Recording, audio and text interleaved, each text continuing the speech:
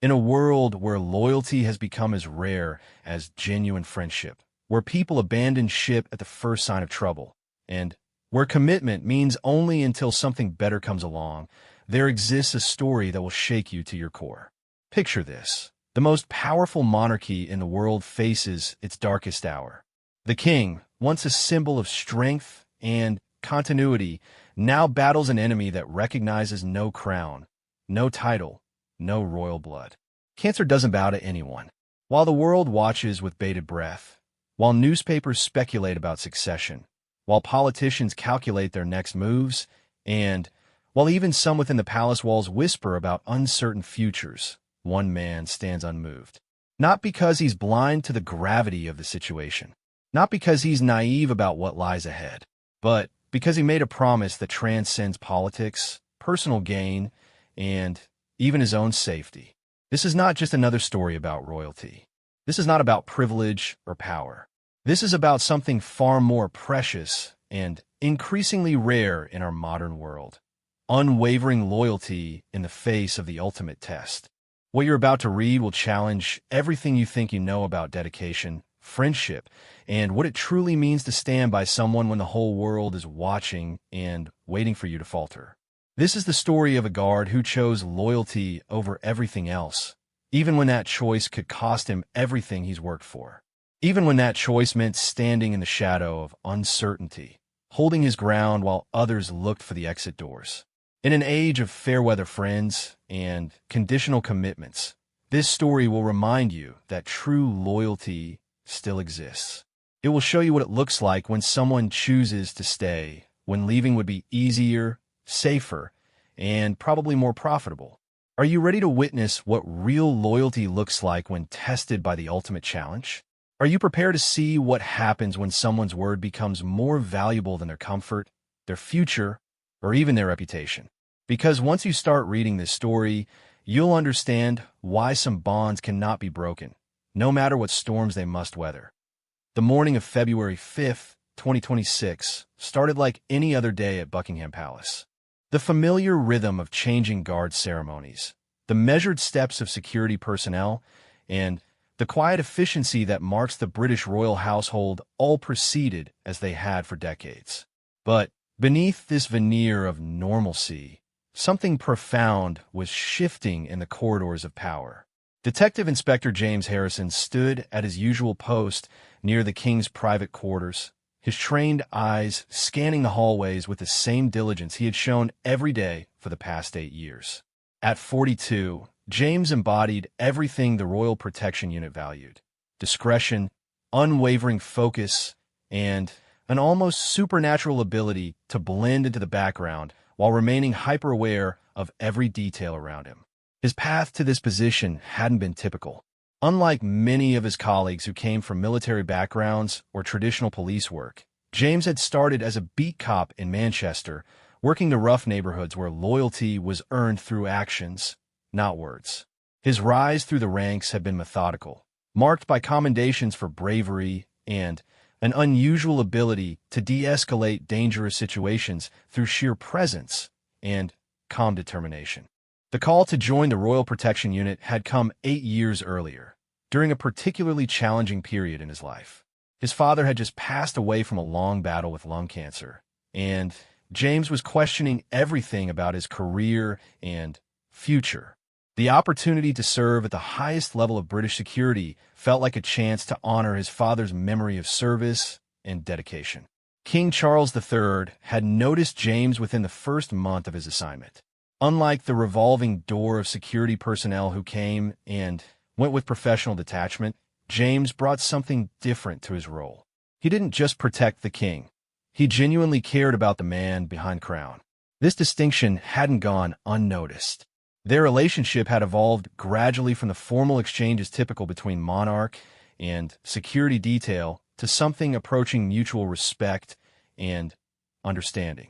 The king appreciated James's straightforward manner, his ability to anticipate needs without being told, and his complete discretion regarding the private moments he inevitably witnessed.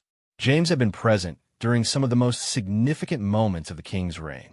He had stood guard during state visits that shaped international relations, witnessed private family moments of both joy and grief, and maintained his protective watch through public ceremonies that would be remembered for generations. Through it all, he had remained the constant, reliable presence that allowed the king to focus on his duties without concern for his personal safety. The first hint that something was wrong came 3 weeks before that February morning. James noticed the king's energy levels seemed different. Subtle changes that others might miss were glaringly obvious to someone who spent 8 to 10 hours a day in close proximity to the monarch. The king was taking slightly longer pauses during conversations. His color seemed a bit off, and there were moments of fatigue that hadn't been there before. James's concern wasn't professional curiosity. It was genuine worry for someone he had come to respect deeply. The king had always treated his security detail with dignity and consideration, remembering personal details about their families, asking about their children, and showing the kind of interest that went far beyond mere politeness. When the king's personal physician began making more frequent visits to the palace, James's trained instincts told him something significant was developing. He increased his vigilance naturally, not because he had been ordered to do so, but because his protective instincts had been triggered by the subtle signs of vulnerability he was observing. The official diagnosis came on a gray Tuesday morning in late January. James wasn't present for the private meeting between the king and his medical team, but he was stationed outside the door, and the weight of the conversation was evident in the silence that followed. When the king emerged from that meeting, James saw something in his expression that he had never seen before: uncertainty about the future. That evening, in an unprecedented breach of protocol, the king asked James to join him for a private conversation in his study. This wasn't a security briefing or a procedural discussion. It was a personal conversation between two men who had shared 8 years of professional proximity and had developed a foundation of mutual trust. The king spoke honestly about his diagnosis, about the treatment plan that lay ahead, and about his concerns for the continuity of the monarchy during what would undoubtedly be a challenging period. But what struck James most profoundly was the king's vulnerability in that moment. This wasn't the public figure addressing the nation. This was a man facing his mortality and wondering who he could truly count on in the difficult days ahead. James's response was immediate and unequivocal. He assured the king that his commitment to his protection and service would not waver, regardless of what challenges lay ahead. This wasn't just a professional obligation. It was a personal promise from one man to another during a moment of profound uncertainty. The conversation lasted nearly 2 hours, ranging from practical considerations about security during medical treatments to more philosophical discussions about duty, service, and what it means to honor one's commitments when those commitments are tested by circumstances beyond anyone's control. As James left the king's study that night, he understood that everything was about to change. The comfortable routines, the predictable challenges, and the clear protocols that had defined his role for 8 years were all about to be tested in ways he had never anticipated. The next morning brought the first wave of changes. Additional medical personnel began arriving at the palace. Security protocols were reviewed and modified to accommodate treatment schedules, and the entire royal household began the careful choreography required to maintain normal operations while preparing for an extended period of medical care. James found himself at the center of these preparations, not because his role had officially expanded, but because the king had specifically requested that James be involved in all security planning related to his treatment. This request raised eyebrows among some senior staff who questioned why a single protection officer would be given such broad access and responsibility. The truth was simpler than the political calculation suggested.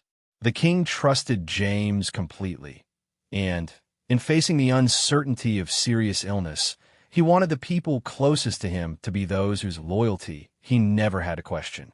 As February progressed and the king's treatment began, James's role evolved in ways that went far beyond traditional security duties. He became the king's most trusted confidant regarding the practical aspects of managing royal duties while undergoing chemotherapy. He was present for medical consultations, helped coordinate the complex logistics of maintaining a public schedule while protecting the king's privacy, and serve as a buffer between the monarch and the various pressures that continued to mount from both inside and outside the palace. The physical demands of chemotherapy began to take their toll by early March.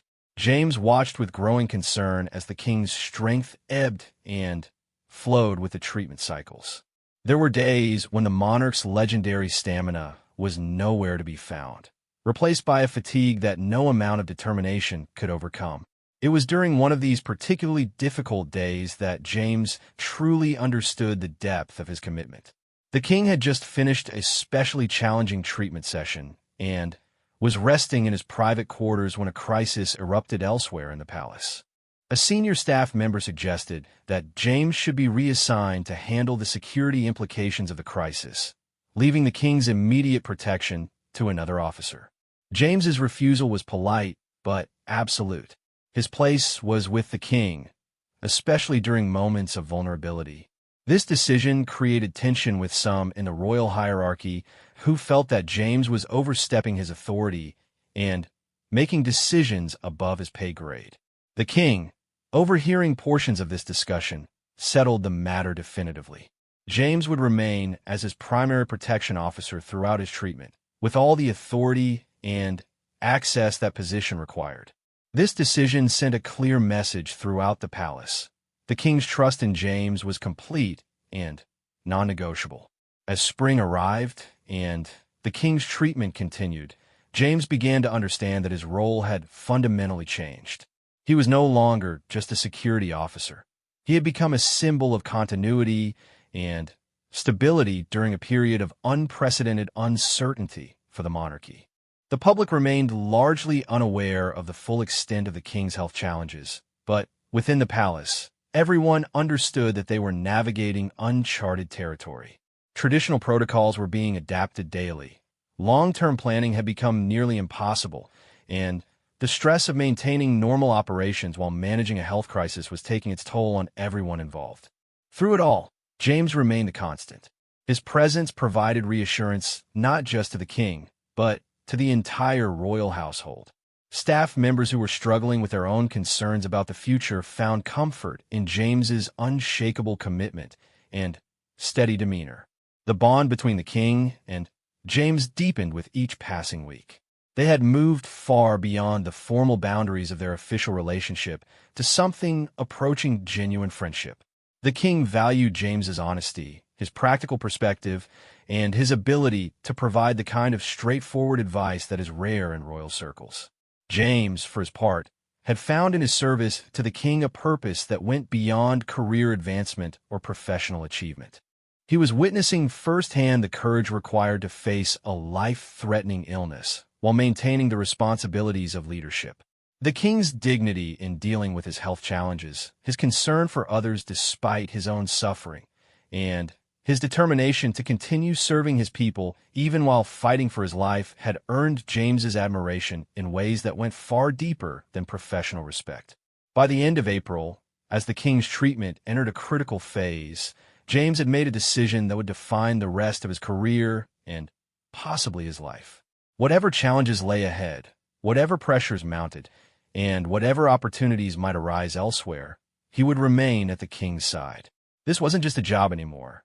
It was a calling, and James understood that some commitments transcend ordinary considerations of career, comfort, or conventional wisdom. The stage was set for a test of loyalty that would challenge everything James thought he knew about service, dedication, and what it truly means to keep faith with another human being when the stakes couldn't be higher. The first real test of James's resolve came on a rainy Thursday morning in May 2026. The king had endured a particularly brutal round of chemotherapy the previous week, and the side effects were more severe than anyone had anticipated. For 3 days, he had been largely confined to bed, unable to maintain even the minimal public schedule that his medical team had approved. James stood his post outside the king's bedroom, listening to the hushed conversations between doctors and senior staff members in the adjoining room. The words he caught in fragments painted a picture that made his stomach clench with worry, complications, additional treatment options, and, most ominously, preparing contingency plans. It was during this period of heightened concern that James received an unexpected visitor. Sir Richard Pemberton, the private secretary to the king, approached with the kind of measured steps that indicated serious business. Sir Richard had always maintained cordial but distant relations with the security detail, viewing them as necessary but largely invisible components of the royal machinery. The conversation that followed would test everything James believed about loyalty and duty. Sir Richard explained, in carefully chosen words, that there were growing concerns among senior advisors about the king's prognosis. While no one was suggesting that the situation was hopeless, there was increasing discussion about the need to plan for various scenarios, including the possibility that the king's condition might deteriorate significantly. What Sir Richard proposed next caught James completely off guard. There was an opportunity for James to transfer to the protection detail of the Prince of Wales, who was increasingly taking on additional responsibilities as his father's illness progressed. This wouldn't be a demotion. It would actually represent a significant advancement, given that the Prince of Wales was likely to become the focal point of royal security planning in the coming months. The offer was presented as a recognition of James's exceptional service and a chance to position himself advantageously for the future of the monarchy. Sir Richard emphasized that this transfer would be entirely honorable and would actually demonstrate forward-thinking professionalism. James listened to the entire proposal without interruption, his face betraying nothing of the turmoil the suggestion had created in his mind. When Sir Richard finished speaking, James asked for time to consider the offer, knowing even as he said the words that his decision had already been made. That evening, James found himself walking the palace grounds after his shift, trying to process the implications of what had been proposed. The logical part of his mind understood the practical wisdom of the suggestion. The Prince of Wales was young, healthy, and represented the future of the monarchy. Aligning himself with that future would be the smart career move, the safe choice, and probably what most people in his position would do. But James had never been motivated primarily by career advancement or personal safety. His commitment to the king wasn't based on calculations about future prospects. It was rooted in something much deeper and more personal. The man lying in the bedroom upstairs wasn't just his assignment. He was someone James had come to respect, admire, and genuinely care about as a human being. The next morning, James requested a private meeting with Sir Richard to deliver his response. The conversation was brief and polite, but James's position was unambiguous.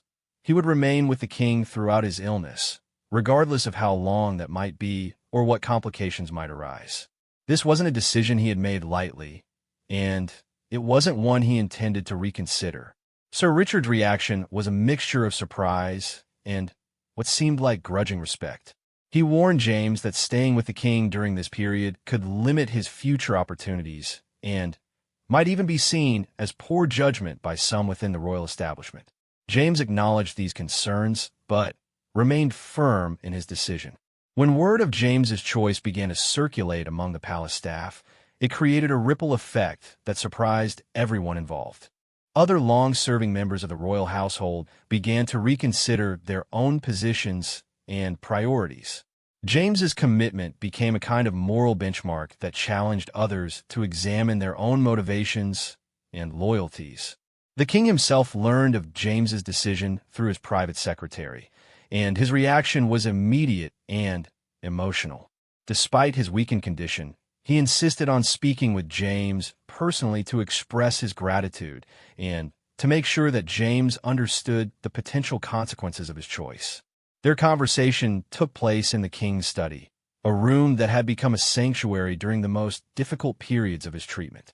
The king looked friendlier than James had ever seen him, but his voice was strong and clear as he spoke about loyalty, sacrifice, and the rare quality of people who choose principle over convenience. The king made it clear that he didn't expect James to sacrifice his future for the sake of loyalty to someone whose own future was uncertain. He offered to personally recommend James for any position within the Royal Protection Service, and assured him that choosing to transfer would not diminish the king's respect for his service.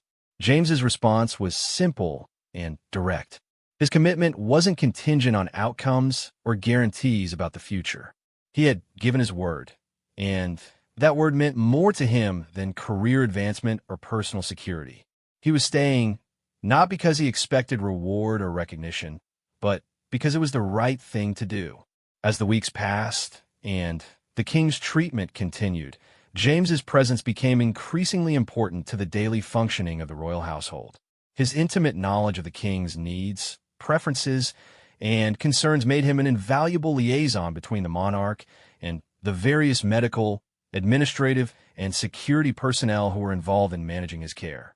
The physical demands of James's extended commitment began to show by midsummer. The stress of maintaining constant vigilance during a medical crisis, combined with the emotional weight of watching someone he cared about struggle with a life-threatening illness, was taking its toll. James had lost weight. His usual calm demeanor occasionally showed cracks, and some of his colleagues worried that he was pushing himself beyond reasonable limits. The king noticed these changes and expressed concern about James's well-being, but James insisted that he was fine and fully capable of continuing his duties. This led to one of their most honest conversations about the nature of commitment and the costs of loyalty. The king spoke about his own struggles with accepting help from others and his tendency to put duty above personal needs. He recognized similar qualities in James and worried that his protection officer was repeating some of his own mistakes by putting loyalty above self-care. James acknowledged the king's concerns, but explained that his commitment wasn't about martyrdom or self-sacrifice. It was about keeping faith with someone who had shown him what genuine leadership looked like. The king's grace under pressure, his concern for others despite his own suffering, and his determination to continue serving even while fighting for his life had inspired James in ways that went far beyond professional admiration. By August, the king's condition had stabilized somewhat, though the long-term prognosis remained uncertain. The initial crisis had passed, but everyone understood that they were in for an extended period of managing an unpredictable situation.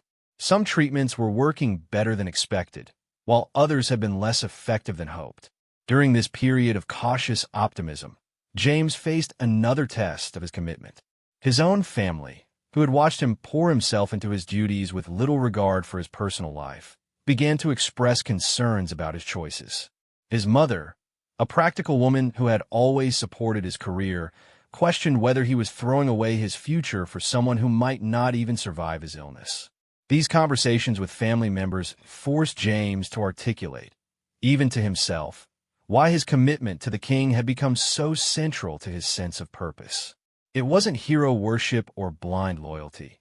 It was recognition that he had been privileged to witness something rare and valuable, a man facing the ultimate test of character and passing with dignity, courage, and genuine concern for others. James's extended family couldn't understand why he would risk his career for someone who was, ultimately, just another assignment. But James knew they were wrong about that fundamental point. The king had never been just an assignment. He had become someone whose respect James valued more than advancement, whose well-being mattered more than his own comfort, and whose example of leadership under pressure had changed James's understanding of what service truly meant. As autumn approached, bringing with it the anniversary of James's decision to stay with the king despite the offer to transfer, both men had been changed by the experience. The king had gained a deeper appreciation for the rare quality of unconditional loyalty, while James had discovered that some commitments transcend ordinary calculations of cost and benefit. The palace staff had also been affected by James's example. His steadfast commitment during the crisis had elevated the morale of everyone involved in the king's care and had created a standard of dedication that influenced how others approached their own responsibilities. But the most significant changes were yet to come. The king's treatment was entering a new phase. Public speculation about his health was intensifying, and the pressures on both the monarchy and those who served it were about to increase dramatically. James's loyalty had been tested by offers of advancement, family pressure, and the stress of extended crisis management. But the real tests were still ahead, and they would challenge not just his commitment to the king, but his faith in the institution he served and his belief that loyalty could survive in a world increasingly defined by calculated self-interest. The bond between the king and James had been forged in crisis and strengthened by mutual respect, but it was about to face challenges that would test whether personal loyalty could survive the pressures of institutional politics, public scrutiny, and the ultimate uncertainty about whether their shared commitment to service would be enough to sustain them through whatever lay ahead. As the leaves began to change color in the palace gardens, both men understood that they had crossed a threshold from which there could be no retreat. They were committed to seeing this journey through together, whatever the ultimate destination might be. The crisis that would define both men's legacies began on a seemingly ordinary Tuesday morning in October 2026. James arrived at the palace to find an unusual level of activity among the medical staff.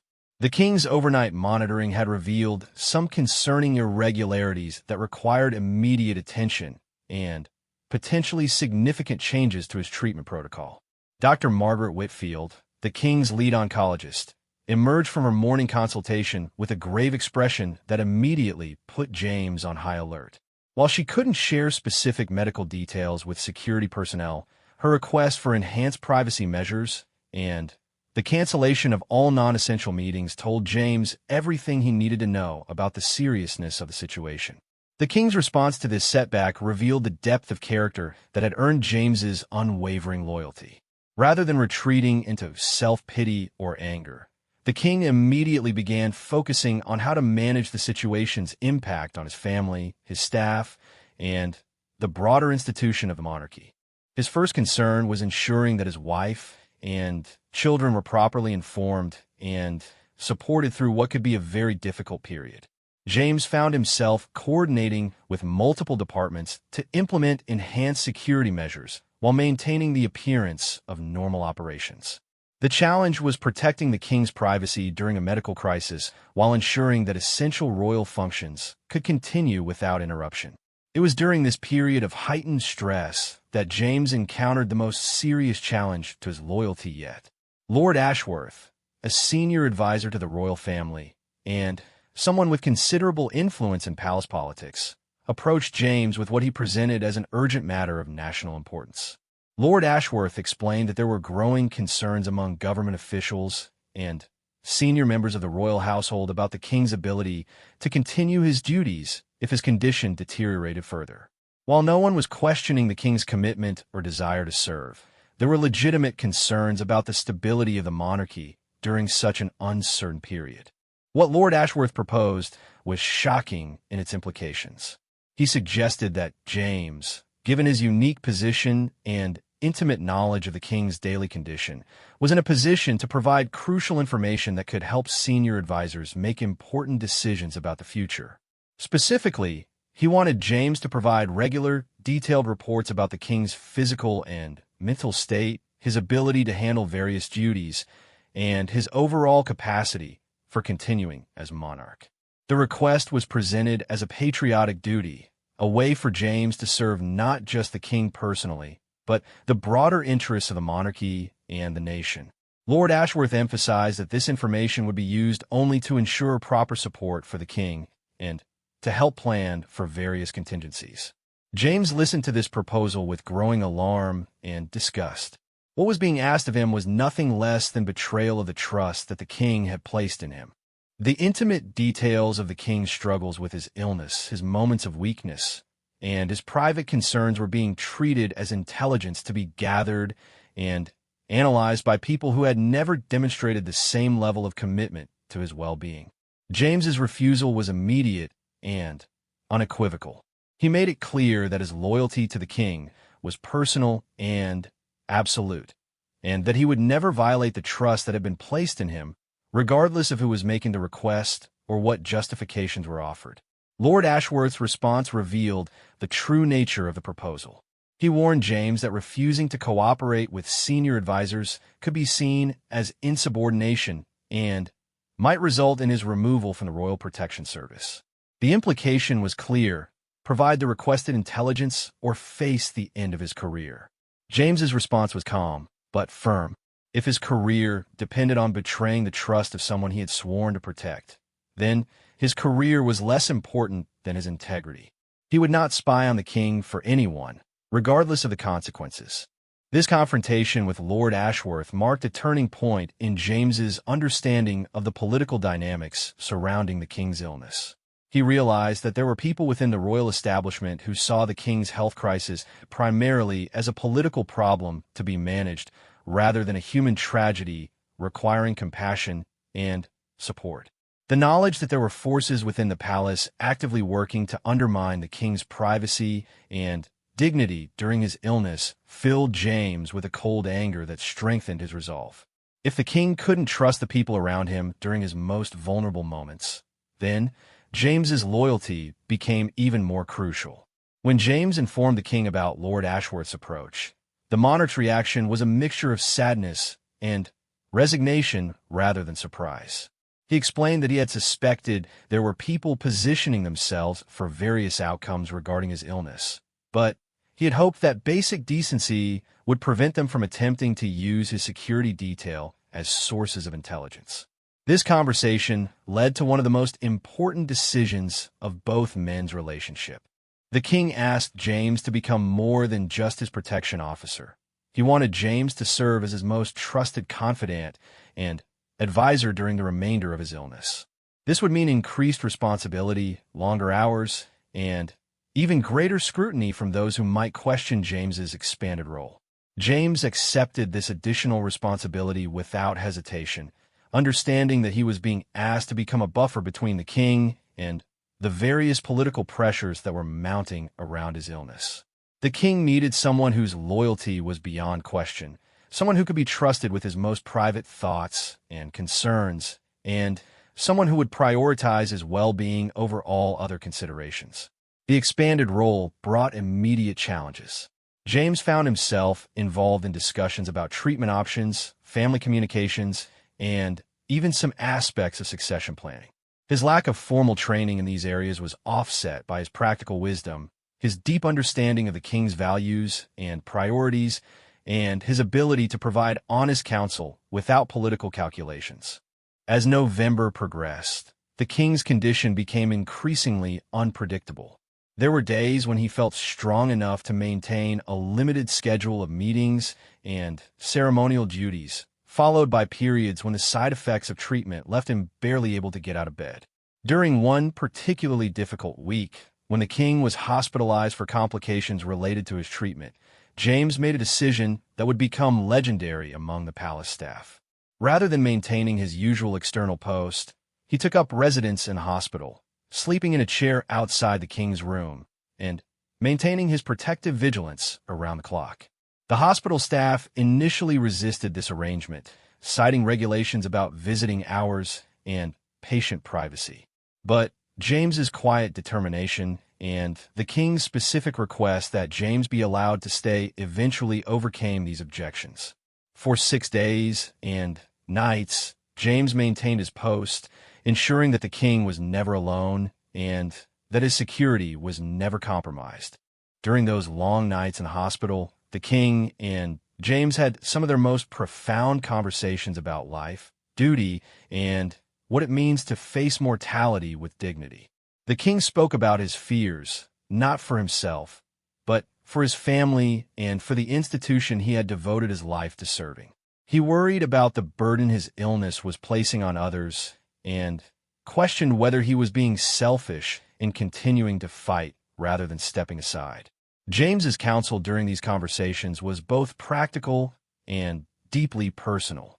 He reminded the king that his courage in facing this illness was inspiring others, that his determination to continue serving despite his suffering was a powerful example of leadership, and that stepping aside would rob people of the hope and stability that his presence provided. These hospital conversations also revealed the depth of change in both men. The king had evolved from someone who maintained careful emotional distance from his staff to someone who valued James's friendship as much as his professional service. James had grown from a competent but conventional protection officer to someone whose wisdom and judgment the king relied upon for much more than security concerns. When the king was finally discharged from the hospital, his condition had stabilized, but everyone understood that the episode had marked another escalation in the seriousness of his illness. The treatments were becoming more aggressive, the side effects more severe, and the uncertainty about long-term outcomes more pronounced. It was during this period that James faced his most personal test of loyalty. His own health, strained by months of stress, long hours, and emotional intensity, began to show serious signs of wear. A routine medical examination revealed elevated blood pressure, signs of chronic fatigue, and other indicators that he was pushing himself beyond sustainable limits. His doctor strongly recommended a leave of absence, warning that continued stress could result in serious health problems that might end his career permanently. James's family echoed these concerns, pleading with him to step back from his duties before his commitment to the king destroyed his own well-being. The king, learning of James's health concerns, insisted that James take the recommended leave. But James refused, explaining that his commitment wasn't contingent on his comfort or even his health. The king needed someone he could trust completely, and James wasn't willing to abandon that responsibility, regardless of the personal cost. This led to their most heated disagreement, with the king arguing that true loyalty sometimes meant accepting help and taking care of oneself, while James maintained that some commitments transcend personal considerations. The argument revealed how deeply both men cared about each other's well-being and how their relationship had evolved far beyond the formal boundaries of their official roles. The resolution came when they agreed on a compromise that allowed James to continue his duties while implementing some measures to protect his health. Additional security personnel were brought in to share some of the workload. James's schedule was modified to ensure he got adequate rest, and regular medical monitoring was established to ensure his condition didn't deteriorate further. As 2026 drew to a close, both men understood that they had been through a crucible that had tested every aspect of their character and commitment. They had faced political pressure, personal health crises, and the ongoing uncertainty of serious illness, and their bond had not only survived but had grown stronger. The king's health remained uncertain, with treatment continuing and outcomes still unpredictable. But what had become certain was that James's loyalty had proven unshakable under the most challenging circumstances imaginable. His commitment had inspired others, challenged assumptions about self-interest and ambition, and demonstrated that authentic loyalty still existed in a world increasingly defined by calculated relationships and conditional commitments. The greatest test, however, still lay ahead. The new year would bring challenges that would test not just personal loyalty, but the very foundations of everything both men believed about duty, service, and what it means to keep faith with one's commitments when the ultimate stakes are involved.